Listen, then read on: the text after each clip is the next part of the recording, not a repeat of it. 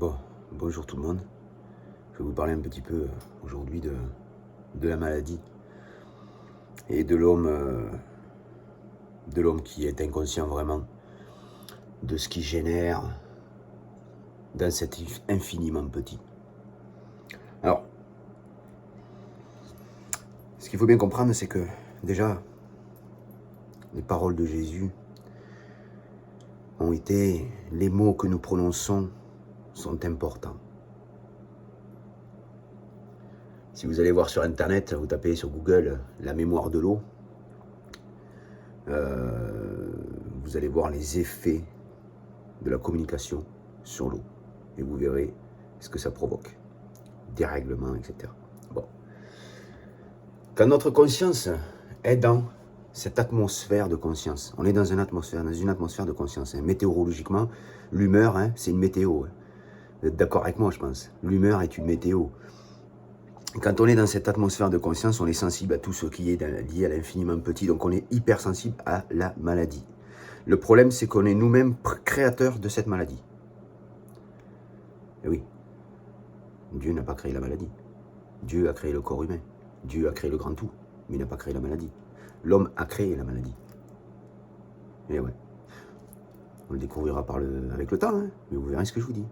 L'homme crée lui-même la maladie. Donc, parce que dans cet infiniment petit, nous n'avons pas conscience de ce que nous créons. Dans cet infiniment petit, la science est là pour nous démontrer ce que nous créons dans l'infiniment petit. Mais on ne veut pas en prendre conscience. Nos mots sont pour le moins horribles. Les mots que nous prononçons, nous nous autodétruisons. Nous sommes dans le corps de la création, nous sommes nous-mêmes créateurs. Imaginez que chaque mot est créateur de quelque chose. Soyez-en conscients quand même. Chaque mot est créateur. Vous savez, aujourd'hui, il y a des choses que j'ai pris conscience tout à l'heure, que la réalité me fait prendre conscience. Dans toutes ces personnes, dans tous ces hommes qui sont différents les uns des autres, chacun va héberger une certitude. Chacun va vouloir débattre de ces certitudes. Parce que quand on cherche à débattre, c'est qu'on se sent assez instruit pour pouvoir débattre avec les autres. Au final, c'est comme un combat. On s'est entraîné à nourrir notre intellect, notre mental qui a construit son intellect, pour pouvoir défendre auprès des autres notre raisonnement. C'est un combat de raisonnement, un débat. C'est un combat de raisonnement. Mais est-ce que la réalité résonne ou est-ce que la réalité vibre? Est-ce que la réalité est une harmonie ou une disharmonie? Quand on est dans un débat, on est dans un combat. Un combat est une disharmonie. C'est un désaccord. On s'oppose à l'autre. Un homme qui pense avoir raison, c'est un homme qui s'oppose déjà lui-même à cette grande création. Vous êtes avec vos certitudes. Quand vous êtes avec vos certitudes, vous avez raison. Mais vous vous séparez déjà avec ce principe-là de la création. Et c'est le fait de se séparer de cette création, déjà, qui vous fait vivre tout ce que vous vivez. Tout ce que vous vivez. La matrice psychologique de l'homme, si elle tombe en fumée, sa réalité change complètement.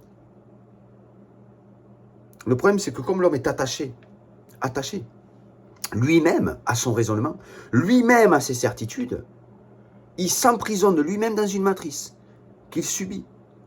Il s'auto-frappe, quelque part. Je vous promets que je ne vous mens pas. Aujourd'hui, peut-être que vous ne pouvez pas vraiment bien le comprendre, mais je vous garantis que c'est une vérité, ce que je vous dis.